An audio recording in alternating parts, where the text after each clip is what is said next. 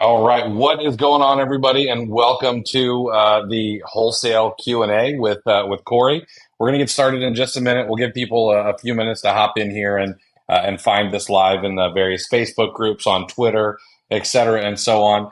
But what we're going to be doing tonight is we're going to be talking with Corey. Corey sells wholesale on Amazon. Last year, he did over $3 million in sales. Lifetime, he's done about 11 million or more, and we're going to answer questions from you guys. I also have a list of like 28 questions, and over the last couple of lives that we've done together, I've only been able to get through three. So I may be able to ask them a few questions myself. But while we wait for a few people to get in here, Corey, how's it going, man? How's your week treating you? I'm good, man. Yeah, doing well. I've done a few different podcasts this week. We've done a few different live streams. Just talking a whole lot of wholesale. Looking forward to keeping it up. So looking forward to this chat. Yeah, absolutely. So I know that you and I recorded a podcast the other day, which will be out on Friday.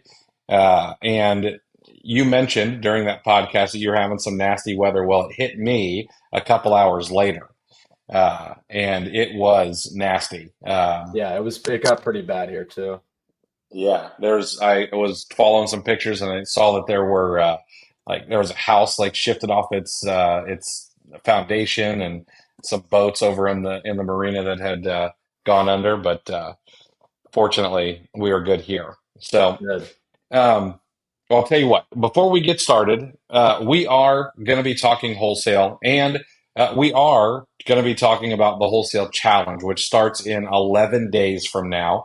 Matter of fact, up in the top right hand corner, left hand corner, I'm not sure, you'll see a QR code that you can scan if you want to go and learn more about the wholesale challenge. It's also scrolling down along the bottom there. It's pretty hard to miss.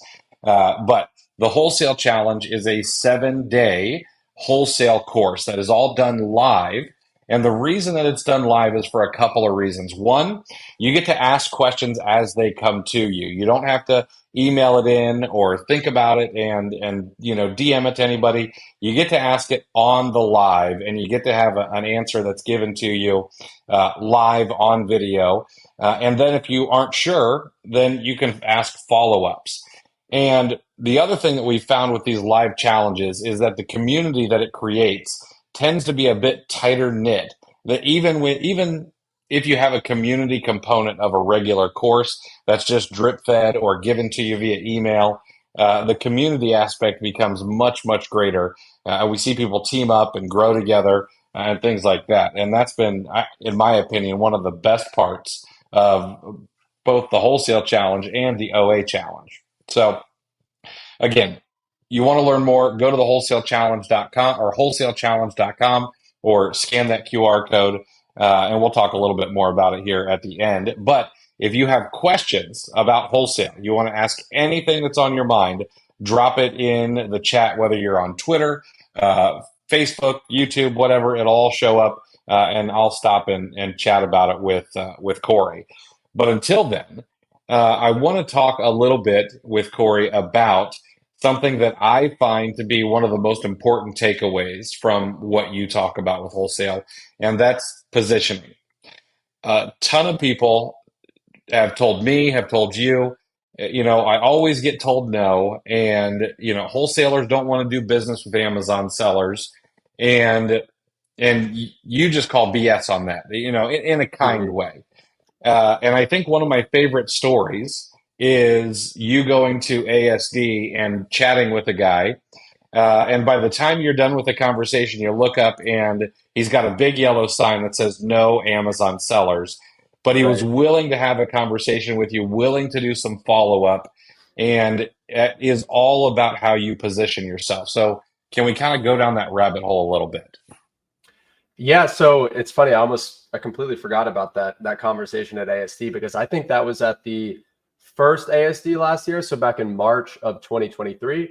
And I think that I'll relay that story, and I think it'll kind of help illustrate my point. So I'm at ASD, right? Which for those of you that aren't familiar with ASD, it's a huge retail wholesale trade show. It takes place in Vegas twice a year, and there's like literally thousands of vendors there and attendance. So if you're looking to lock down accounts, if you're looking to form relationships with wholesale vendors, that's a really good place to do it. And so This particular vendor, they were both a distributor and a brand. And so they carried their niche was, I think, like security products, right? So think like police batons, tasers, flashlights, that type of stuff. So I'm just walking through the halls of ASD and I see this booth, right? And it's funny because on their shelf, which most of these vendors, they have a lot of the products that they sell or the brands that they carry on display, right there in their booth. So I noticed a brand that we'd sold before there in their booth, and it was actually the Taser brand, which for those watching nowadays, I think Taser has an exclusive with one particular Amazon seller, but back, I think 2 or 3 years ago when we sold that brand, they didn't. So I walk up to the booth, I said, hey, and I'm just chatting with the guy or take a step back. I didn't even approach the guy directly. What I like to do, my strategy at trade shows, is I walked up to his booth and I start just picking up products, right? I'm just kind of like picking up products. I'm looking at them and I'm pretty much just waiting for a salesperson to approach me, right? That's typically my first move. So I'm looking at these products and the guy walks up to me, right? He says, hey man, what's your name? What are you here for? What are you looking for? And I was like, oh, well, so my name's Corey. It's nice to meet you. I see you guys carry Taser brand products here. We've actually sold a ton of Taser before, and we even buy them through somebody who is probably your competitor, right? And I name dropped that particular supplier. And he was like, oh, yeah, we know them. Like, yeah, they actually are one of our bigger competitors. What is it that you guys do? And so this is where I think a lot of not even newer sellers, but a lot of just Amazon sellers in general would start to lose confidence, right? They're like, oh, well, I sell products online, right? And they kind of dance around the Amazon conversation. But I like to just come out and say it. So I was like, oh yeah, we're an e-commerce retail business. We sell primarily through Amazon. We distribute to some other businesses as well, but the bulk of our business is retail through Amazon.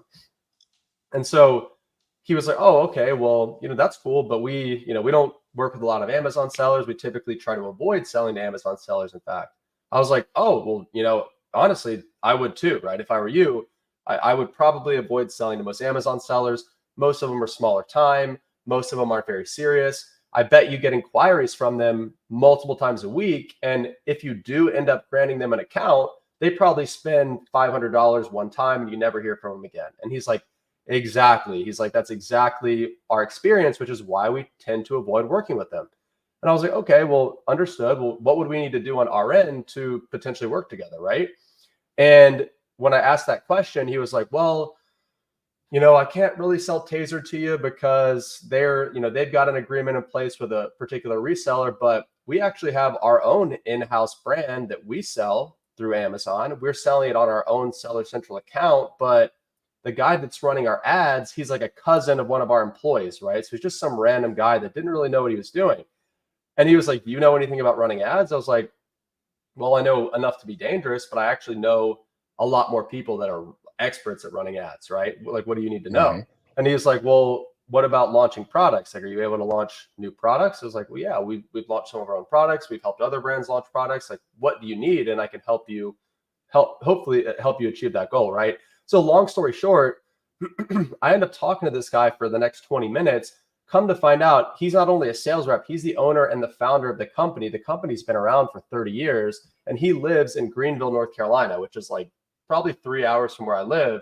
But we kind of struck a chord there because that's where ECU is located, East Carolina University, which is like a notorious party school. So I was like, oh, so you probably went to ECU. And he's like, oh, yeah, I remember the ECU day. And so we just got to like building rapport. Next thing you know, we're not even talking business. We're not even talking Amazon. And then he just says, hey, man, like, can we set up a call for when we get back? I'd love to hear what you guys are thinking. I'd love to hear what you guys could potentially help us do with our brand, right? So we end up getting on a call when I got back home. Turned out I wasn't really able to help him, but I referred him to my friend's agency that specialized in helping brands grow on Amazon. And now I receive, I think, like a $500 per month commission from my friend's agency, literally just for connecting those dots. So again, long story short is if you're an Amazon seller, you need to own it, because if you're confident in what you do and you can help them see that you're serious, you're there to do business, you're not going to waste their time, they're going to be much more likely and much more willing to want to work with you. Yeah, I love that. That's probably one of my favorite stories. and even though you guys aren't doing business, that doesn't mean that that door won't be open in the future where he'll be a Right. lot more receptive, or if something happens to fall in his lap and he's like, oh yeah, a buddy of mine's looking for an Amazon seller, like, of course you're going to be the first person he goes to. Yep. Uh, and yeah, I don't know. I love sales. I enjoy what I do now, but I kind of miss the days of pounding the pavement and selling insurance. Me too. Yeah. And I sold insurance as Because well. yeah, and and wholesale is probably about as close as you're going to get to being able to have like a sales job while also selling on Amazon. Yep. Um, so Javier has a question here, and then this question will bring me to another question that I have. So Javier is curious: can he use the same software he uses for online arbitrage to find wholesale leads? Now, I don't know if he's talking Seller Amp, if he's talking tactical arbitrage, or something else, but I guess what do you find are the best pieces of software for finding wholesale leads? Yeah, so Javier, it depends on what you're currently using, right? But when it comes to wholesale, you don't need this crazy $1,000 per month software stack, right? You can get away with probably the same software programs that you're using in an online arbitrage business. So the key tools with wholesale are going to be Keepa, obviously number one, something like Seller Amp that's going to help you analyze products for profitability. And then I personally like Seller Board, which gives me all my financial metrics at the ASIN level, right? So I can log into my seller board right now, and I can not only can I see my profitability on a daily, weekly, monthly basis, I can see my profitability at the ASIN level, right? So it's going to be very easy for me to identify what products are doing well for me that I need to double down on, and what products are not doing so well that maybe I need to liquidate, get my money back to reinvest. So again, short answer would be you really just need Keepa, Seller Amp, Seller Board is highly recommended. There are some additional tools that can help drastically speed up the process, but as a newer wholesale seller, that's all you need. And a good repricer as well, right? I think that's worth mentioning. Yeah. So this person here is, and unfortunately, I can't see your name, but says this live is about wholesaling in the U.S. I'm from Canada. Can I have wholesale accounts from Canada? So I'm going to take this question if you don't mind. Sure. So everything that we talk about, and this in my opinion, I get this question a lot when it comes to OA, but wholesale, in my opinion, is the same way. Do these tactics and strategies work in other marketplaces? The answer is yes. Uh, Business is business is business. Arbitrage is arbitrage. The names of the suppliers might change, but the foundational principles all stay the same. Positioning yourself properly, reaching out to distributors, suppliers, brand owners, that kind of stuff. It's all the same. It just might, the only thing that's going to change are the names of the businesses. So I think everything, in the US market will work in the Canadian market, et cetera, and so on. And to So, kind of add on, sorry to cut you off, Chris, but to add on yeah, to that as well, and I've had multiple people ask me this question this week, which people did not ask me this the first time around last July when we did the wholesale challenge. So I had a couple of people reach out and say, "Hey, Corey, is what you're going to teach in the wholesale challenge, is it relevant to doing wholesale on Walmart?" Right? And so I said, while the intricacies of selling on Amazon are obviously different from selling on Walmart, what we talk about in terms of finding suppliers, contacting suppliers, qualifying those suppliers, sourcing products, those same principles apply regardless of which marketplace you're selling on, right? You could be selling on your own website, and the process of finding suppliers and contacting them and positioning yourself are going to be universal, right? So whether you're selling in Amazon Canada, whether you're selling Amazon UK, whether you're looking to do wholesale on Walmart, the process of finding, contacting, positioning are going to be universal. mhm. So now both of these questions kind of lead me to one of the questions I wanted to ask about, and you and I talked about this when we recorded our podcast episode the other day, but it's about finding suppliers, finding distributors. It seems that people, I don't know whether they make it out to seem really, really difficult, or maybe they're just worried that they're not going to find it, so they never start. but people seem to have trouble finding distributors to reach out to. And I know that, the other day when you and I were recording, I found someone with a quick Google search, like live, while I was supposed to Mhm. be listening to you talk. And then I also saw your post about you having like over 4,000 supplier leads in your old Vendrive account.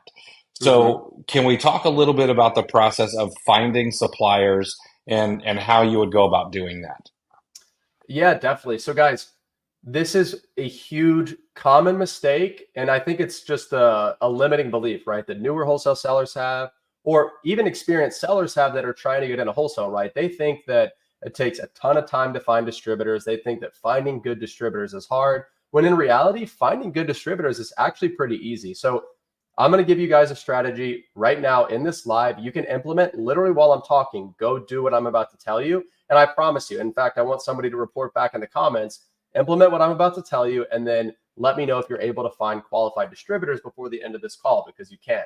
So the what you want to start doing, right, is look for suppliers near your shipping address. So if you're going to be prepping your own products and doing your own shipping, then look for suppliers around your home. If you're going to be outsourcing that to a prep center, then you want to look for suppliers that are near your prep center. So, for example, one of my main prep centers is located down in Savannah, Georgia. So, I might Google search, and I'm going to use this exact same Google search term phrase pretty much every time, and it's going to look like this. So, I'm going to search category name, distributor, my city, right? So, that might just look like grocery distributor, Savannah, Georgia, right? Because my prep center is located in Savannah, Georgia. So, I type that into Google and I hit enter. Now, more likely than not, that's going to give me 20, 50, 100 plus pages of search results. Now, there's going to be hundreds of, not thousands of distributors in those search results, but not all distributors are created equal. So, what I want to do is I want to start going through those search results. And I want to keep in mind the fact that typically the better suppliers are going to be located in page 3, page 5, page 10 plus of Google, right? And the reason for that is the best suppliers, they don't have a need. They're not working on their SEO, right? They're not trying to be on page 1 of Google. They've been in business for decades. They've got established relationships with established customers. So they don't feel the need to have an updated website that looks like it was just created, right? My best distributor's website looks like it was created in 1999. Okay. So just keep that in mind. So you type that search phrase into Google, you're going through the search results. Now you're going to start opening potential suppliers of interest in a new tab. And when you've got, let's say, 3, 5, 10 new tabs open, this is how you're going to qualify those suppliers, right? You're going to run them through these 3 criteria. So the first criteria you want to make sure your supplier meets is you want to make sure that they're B2B, right? Business to business, 100% business to business. And the reason you want to verify that is there are some distributors out there that will sell to the end consumer. But in my experience, distributors that sell to the end consumer tend to have worse pricing, right? They tend to be priced closer to retail. So it's harder to negotiate, harder to get better deals from distributors like that. So make sure they're B2B. Second criteria is you want to make sure that they carry brand name products that are already selling well on Amazon. Okay. So pretty much every distributor on their website somewhere is going to list the brands that they carry.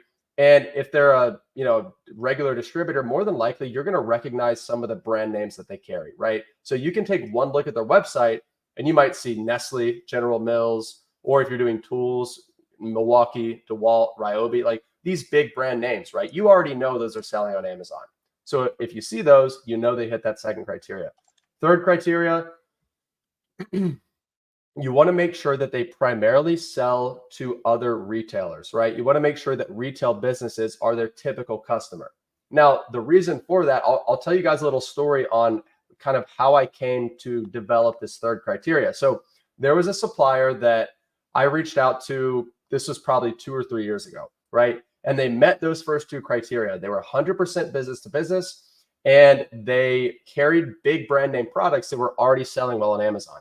However, when I looked at their website and when I called them up to have a conversation, I found out that they typically sell to healthcare companies, schools, and the government, right? They don't really sell to retailers. So when I called them up, I said, hey guys, I know some brands that you carry. I'm looking to purchase some products, right? I think we can do some business together.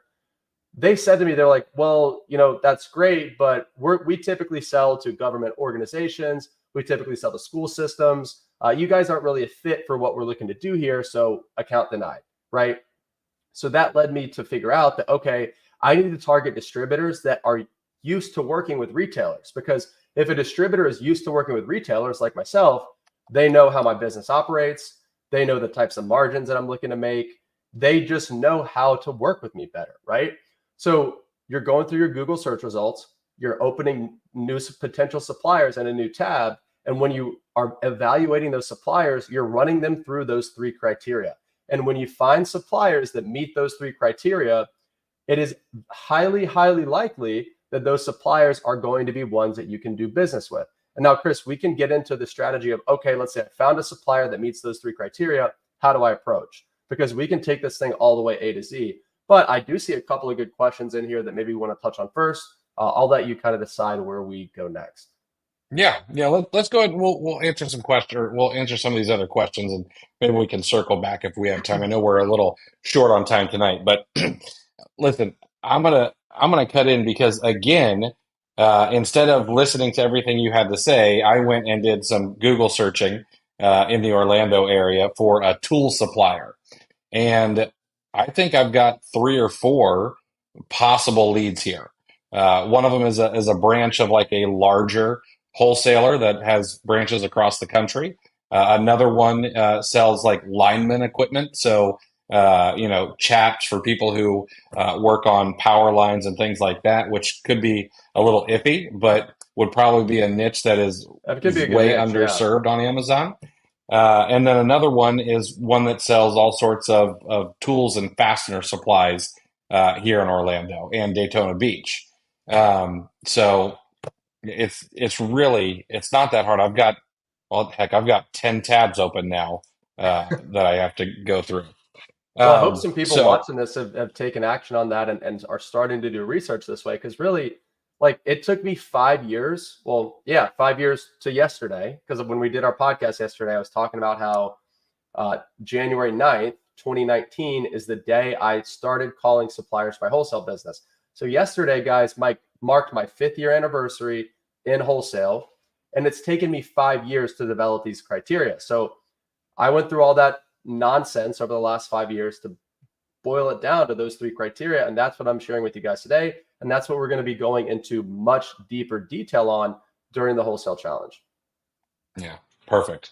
So Javier has another good question, and I think um, this would be a good one for you to answer. He says, when it comes to wholesale, do all leads have to be fast selling products? Since MOQ, and for those who aren't aware, MOQ stands for minimum order quantity. But do they need to be fast selling since the MOQ is always high, or can you go with slow leads too? I'm going to go ahead and let you knock this one out of the park. Yeah. So Javier, so the thing about your question that kind of alarms me is you made an assumption that MOQs are always high. Now that is just not true whatsoever. And again, I think that's a huge limiting belief of people that don't have experience with wholesale, because again, if I'm on the outside looking into wholesale and I haven't done any wholesale business yet, I would probably think the same thing. I might think, oh, well, these wholesalers aren't going to take me seriously if I'm not spending five, 10, $25,000 per order. When in reality, like I said, Javier, I've been doing wholesale for 5 years, and my biggest suppliers that I've been working with for years, they don't have any minimum, right? Sure, some suppliers have a minimum order, some suppliers have a really high minimum order. But in my experience, plenty of suppliers have low or a $0 minimum order. They will take a $50 order if you want to place it, right? So you don't necessarily need to only be buying fast moving products. In fact, there are plenty of products that we buy where we might only sell 5, 10, 20 units per month. But the reason that we're okay with such a small sales volume is because the profit is so high, right? So there are products where we might make $50 profit per unit. We're only selling 10 units per month, but that's a $500 per month profit from one pretty slow moving product. Yeah, that's perfect. Let's see here. Ivan is curious. says they're interested in joining the wholesale challenge, but how in depth will you be going into finding suppliers? They've placed one wholesale order so far, but the toughest part is finding suppliers. So, Ivan, that's a great question. And Ivan, day two of the wholesale challenge is 100% dedicated to finding suppliers, right? So that's kind of how we formatted the challenge, is that each day is dedicated to a specific pillar of wholesale. And like I said, day two is dedicated to finding suppliers. So we're going to be going incredibly in depth on finding suppliers. And not only am I going to, like, some people might think, well, oh, are you just going to tell us how to find them?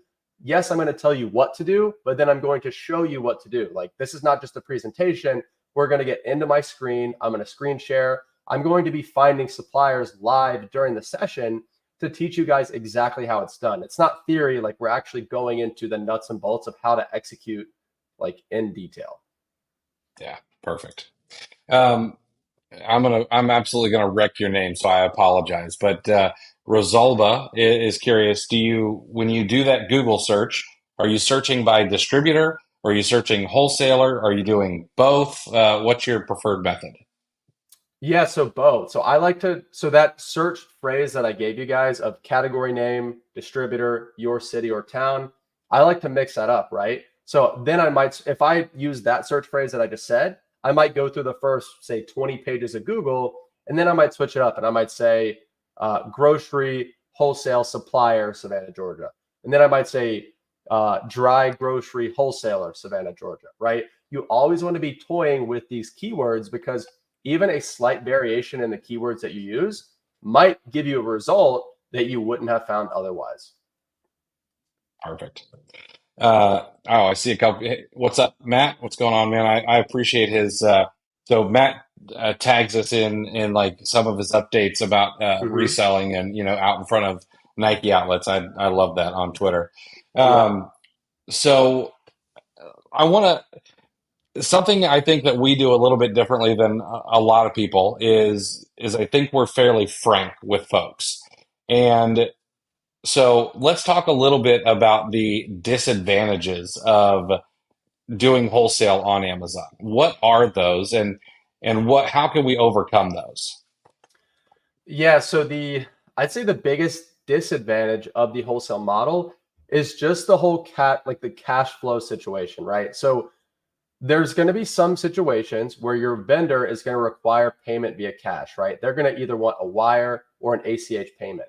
Now, as any Amazon seller knows, if I have to pay my vendor in cash today, well, let's say I pay my vendor in cash, let's say I send them a wire today, right? It might take them 3 days to ship out my product, and it might take another, say, 3 days to get to my prep center, right? So let's round up to a week. So a week has gone by, I've spent my cash, and I have not yet made my money back yet. So a week goes by, then my prep center's got to prep it, might take another 2 days.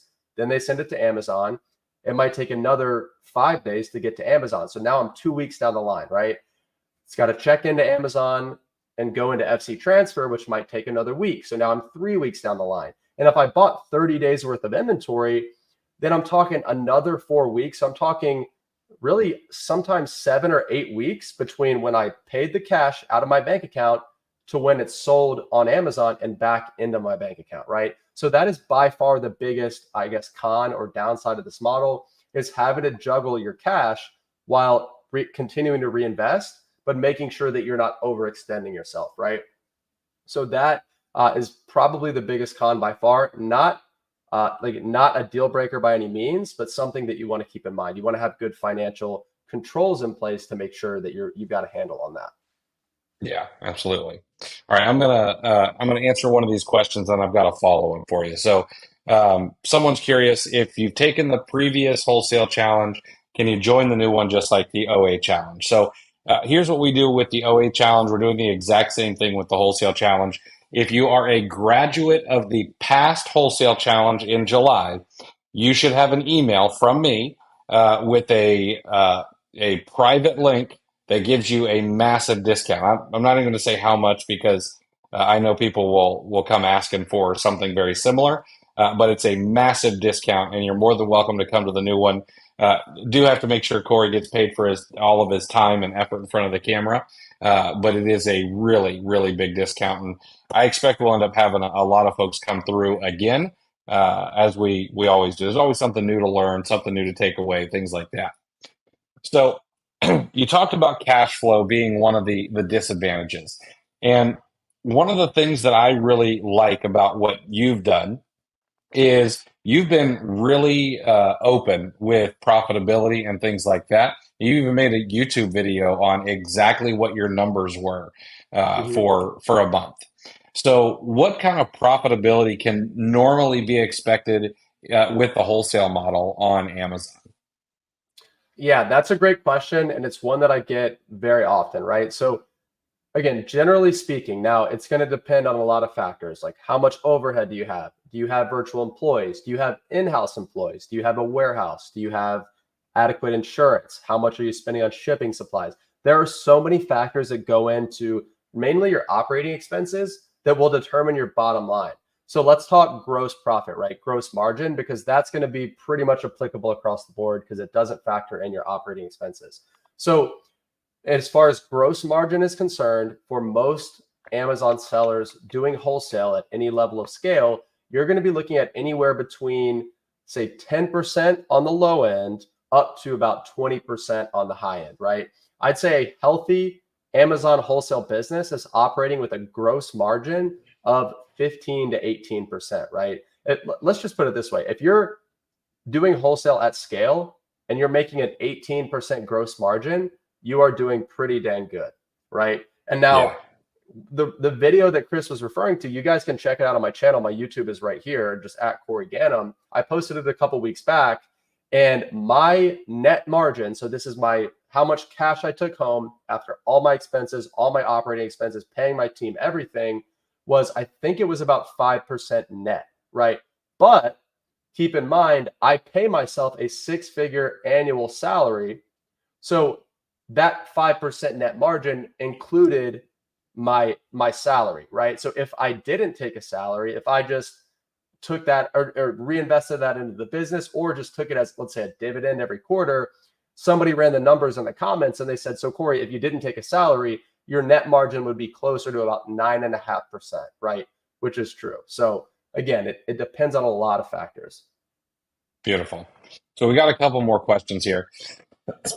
uh, Angel or Angel, I'm sorry, I don't know if I'm getting that right, but they wonder, can you get suppliers without calling? Can you only email? So you can, right? And we do that, right? We've landed plenty of accounts just over email, just either emailing with the customer support people to get our account set up or emailing with a sales rep to communicate about specific products that we want. However, you will have more luck if you're at the very least able to get on the phone at some point, right? Now, I understand some people, they might not want to get on the phone because either they're intimidated or, I mean, I've talked to some people where they don't speak English that well, but they're good at communicating via the written word and they can send emails all day. Bottom line, yes, you can get it done via email, but if you're willing to get on the phone, if you're willing to have those conversations, you're going to have a lot more success. Perfect. Javier's curious, is there any data that you use in Keepa to find wholesale leads or any advice you can offer there? Absolutely. So I could sit here and explain the whole process, but Javier, what I would recommend you do instead is go to my YouTube, like I've got here in my nameplate, and look at the podcast episode that I did with Chris. When was that, Chris? 3 or 4 weeks ago, maybe. That sounds right. So Javier, it's called the Amazon Wholesale Podcast, and I want you to watch it on YouTube. Right? You can listen to it, but I want you to watch it on YouTube in particular because Chris shares his screen during that episode and we show you exactly how to use Keep a Product Finder to identify what we found like 5 or 10,000 very low hanging fruit wholesale opportunities that have minimal competition. Okay. So again, I'm not even going to try to regurgitate that method because Chris is the master. He shows you on screen there during that episode. Go check that out. Yeah, that one. I forgot about that. That was a fun episode to make. Yeah, that was, and it was like a really, really well received. I got a lot of really good feedback on that one. Oh, that's great. Let's see here. So Matt is curious, other than Wholesale Central, are there any good resources for finding local trade shows? Yeah, so as far as local trade shows are concerned, I mean, this might sound like a cop out answer, but I would be Googling all day long, and I would be Googling different search terms, right? So I might Google, again, let's use Savannah, Georgia as an example. You could just generally Google search trade show Savannah, Georgia 2024, but I like to get a little bit more niche with it, right? So Matt, if I were you, I would choose a category or even a subcategory that I was interested in getting into, which let's just say fishing, right? So I would search fishing trade show Savannah, Georgia 2024. And I guarantee you, they might not all be in Savannah, but I guarantee you there's 5 to 10 fishing trade shows happening in Georgia in 2024. And now, Matt, I have used ChatGPT before as well to identify a ton of trade show opportunities. I don't have the specific prompt on hand that I used.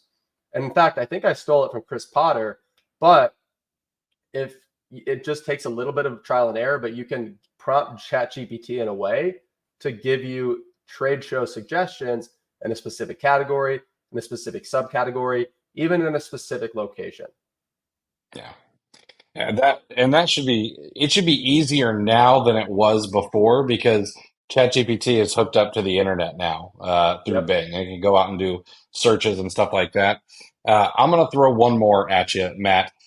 There's a website called 10 Times. Now that's the number 10, 10 times.com. All right. And they're basically just like a trade show directory. That's all they do. And they have trade shows listed all across the world. And that's where I found several trade shows in my area. And trade shows that you may not even think about going to as an Amazon seller that in my opinion I actually think would be a good idea. So for Mm-hmm. example, we've got the PGA trade show coming up in Orlando here pretty soon. I can guarantee that there are going to be brands there that would be good to approach, and they're not necessarily going to be as if you go to ASD, everyone's expecting to get hit with, you know, can I set up an account with you? Mm-hmm. But you go to something like the PGA trade show and you go up to a brand, and I'm not saying Ping or Titleist or anything like that. I'm talking about these mid-sized to smaller brands. You go up to someone and you're like, oh, hey, I've heard about your brand or I did a little bit of research on your brand. It looks pretty cool. I'm a retailer, and I'd be interested in learning how I could carry your brand. Who do I talk with? I think that kind of conversation at a trade show that is not one where they expect to get pitched, I think it would do really, really well. Well, and we can even take that PGA trade show a couple of different angles, right? So let's use a couple of different examples there. So one, more than likely, you're going to have a lot of big golf, or not even just golf, but there are going to be golf balls, golf accessory, golf equipment distributors at that show, right? And again, there's probably going to be no other Amazon sellers at that show. So that can be a really good opportunity for you to get a foot in the door with some of these big sports, specifically golf, apparel and equipment distributors. Two, like Chris said, there's going to be a lot of probably smaller to mid-size golf accessory, tool, equipment brands, right? That may or may not be on Amazon. And so if I were you and I was really seriously considering attending this PGA show, I would find the exhibitor list, which will be on the trade show website, and I would comb that list and I would look at all the brands coming. And I would probably go one by one and search those brands on Amazon. Now, you could take a couple of different approaches. You could find those brands that are already on Amazon that look to be reseller friendly because they have existing FBA sellers, and you could approach them. You could say, hey, you guys are on Amazon, you're doing numbers. I'm ready to do business. I'm ready to place an order, and approach them that way. And on the other hand, you could find the brands that are going to be at the PGA show that aren't yet on Amazon, right? And the key here is if you type the brand name into Amazon, and you know how Amazon will like autofill like the keywords that you think that Amazon thinks you're going to type next. So you'd Yep. start typing the brand name, Amazon autofills the rest of the brand name. And when you press enter, you see that the brand's not on Amazon, right? But it's like, well, how could that be? Because Amazon suggested that I search for that brand. What that's telling you is that people are searching for that brand on Amazon, but it's not there. Like it's not listed yet. So you can take that information to the trade show, to the brand, and say, hey, Mr. Brand Owner, I see you guys are not yet listed on Amazon, but when I type your brand name into Amazon, Amazon is auto-filling it with your brand name. So that tells me that people are searching. Why aren't you guys on Amazon yet? Would you be interested in possibly partnering for me to help launch you guys on Amazon, right?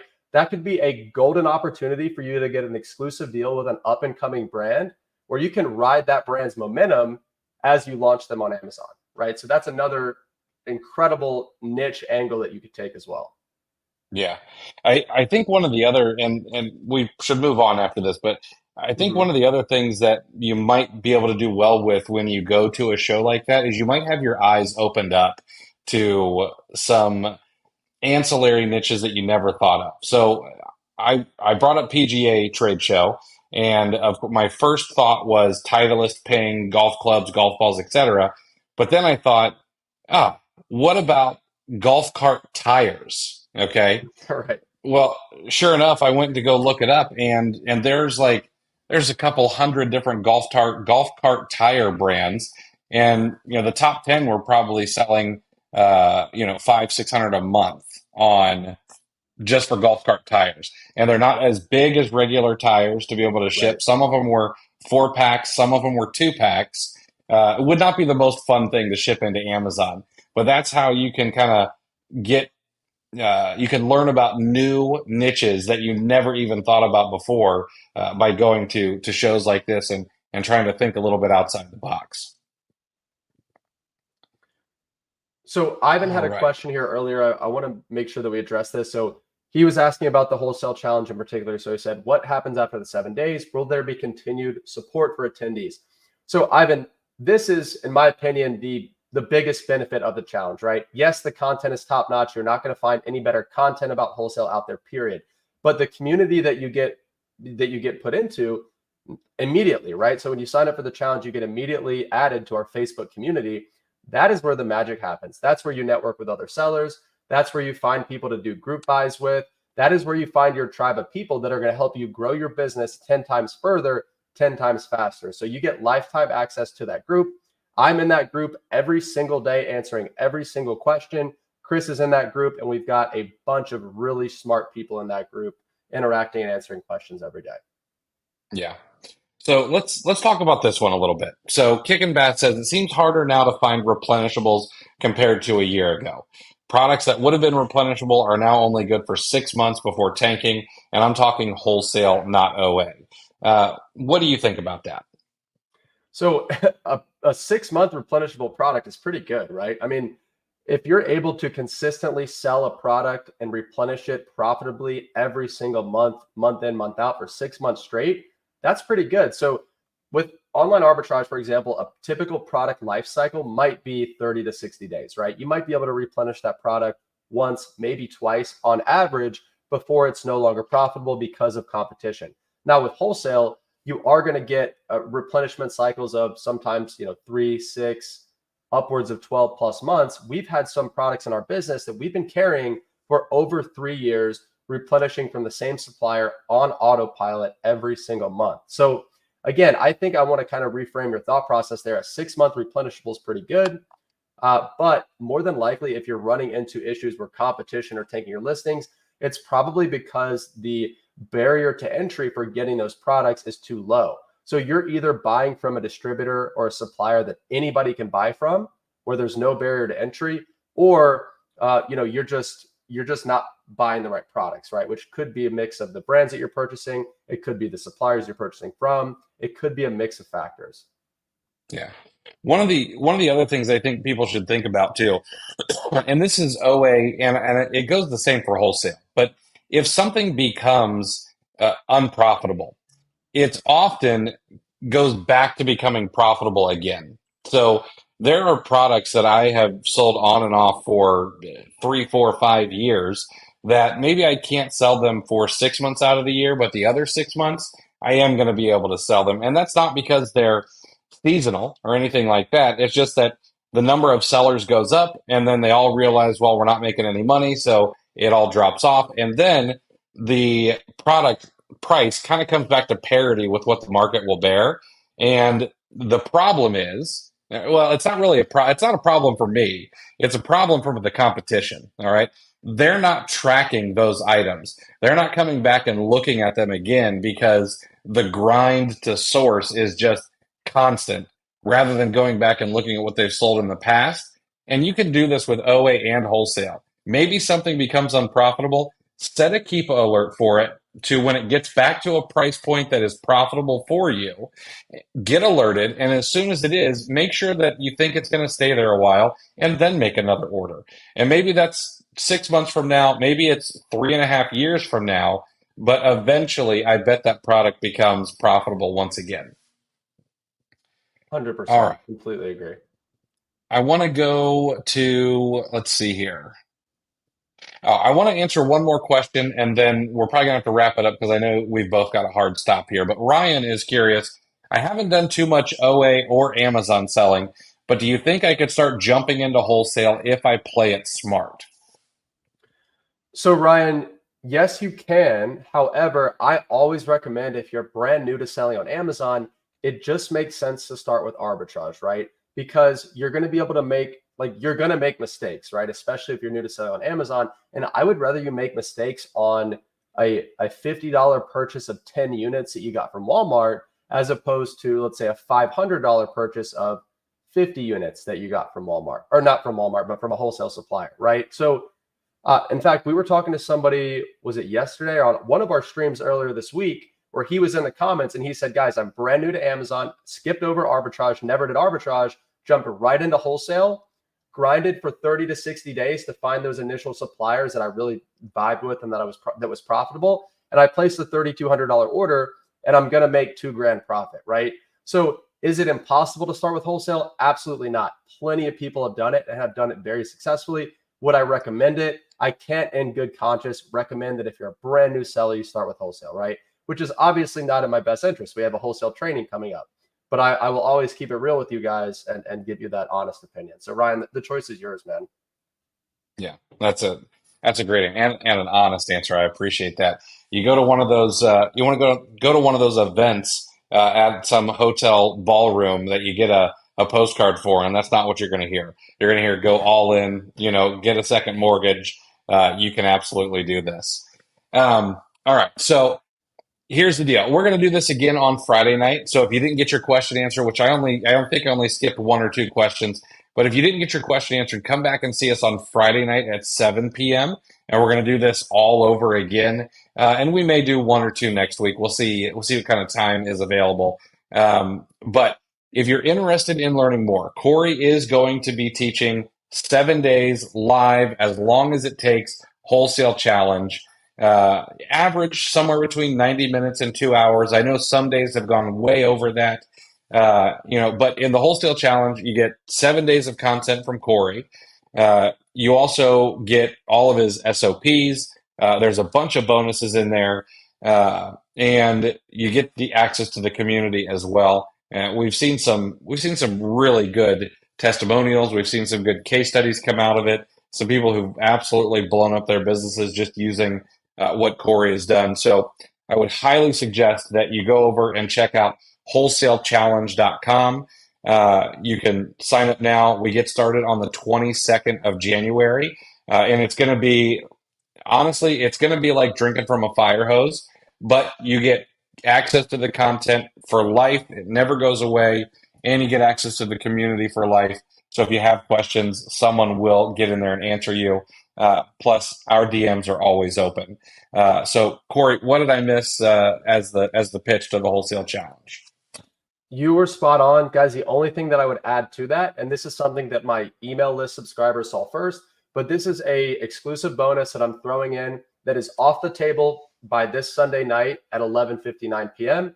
And so if you are on the fence about joining the challenge, if you join before this Sunday night at midnight, I'm going to throw in a additional training, which is going to be a live wholesale deal breakdown. Sorry, not live. It's a recorded, but it's like a real wholesale deal breakdown of products that we recently bought in our business. Now, I'm essentially going to analyze the entire offer out loud, going through how I read the Keepa, how I analyze the products, give you my entire thought process.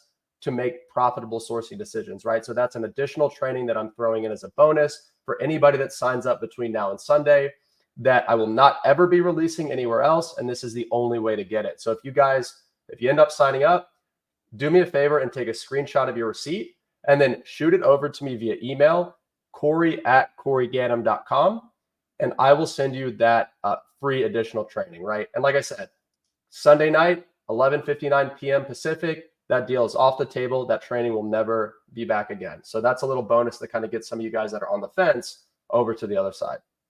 I love that. That's perfect. All right, we're gonna wrap it up there, guys. Thanks so much for bringing your questions. Like I said, we'll be back again Friday night at 7 p.m. Eastern to chat about wholesale again. Corey, thanks so much for taking the time to hang out with me, man. And until then, if you guys have questions, shoot us an email, shoot us DMs. They're all open, and we'll be happy to help you out. All right, have a good day, guys.